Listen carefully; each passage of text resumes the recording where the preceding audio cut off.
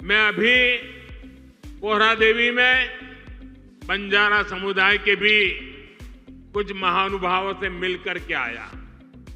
इस म्यूजियम के जरिए उनकी विरासत को जो पहचान मिली है, उसका संतोष और गर्व का भाव उनके चेहरों पर था। मैं आप सभी को बंजारा विरासत म्यूजियम की बधाई देता हूं। साथियों, जिसको किसी ने नहीं पूछा, उसको मोदी पूजता है। हमारे बंजारा समाज ने भारत के सामाजिक जीवन में, भारत की निर्माण यात्रा में बहुत बड़ी भूमिका निभाई है।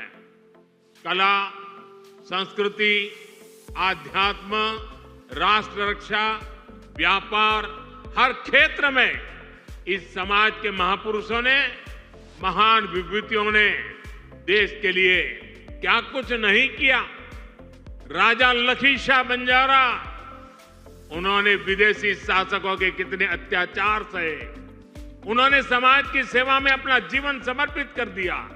संत सेवालाल महाराज, स्वामी हाथीराम जी, संत ईश्वर सिंह बापू जी, संत डॉक्टर रामराव बापू महाराज, संत लक्ष्मण चैतन्य बापू जी, हमारे बंजारा समाज ने ऐसे कितने ही संत दिए जिन्होंने भारत की आध्यात्मिक चेतना को असीम ऊर्जा दी।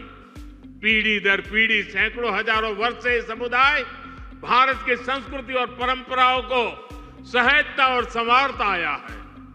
आजादी की लड़ाई के समय अंग्रेज सरकार ने इस पूरे समुदाय को ही अपराधी घोषित कर दिया था। लेकिन भाइयों बहनों, आजादी के बाद ये देश की जिम्मेदारी थी कि बंजारा समाज की चिंता करे, उन्हें सही सम्मान दे।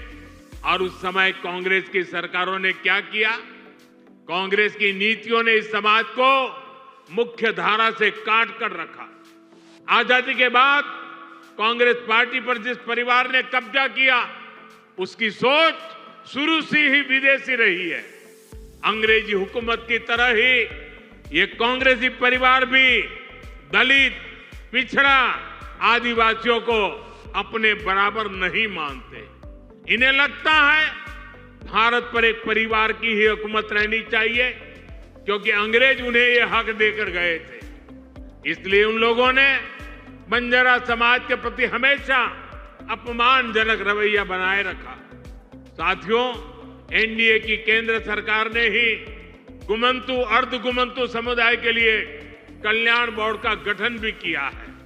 इस समाज के सांस्कृतिक पहचान को सही सम्मान मिले, इस दिशा में भी बीजेपी सरकार और एनडीए सरकारें लगातार काम कर रही है। विकास की गति तेज करने के लिए यहां राज्य सरकार ने संत सेवालाल महाराज बंजारा तांडा समृद्धि अभियान भी चलाया है।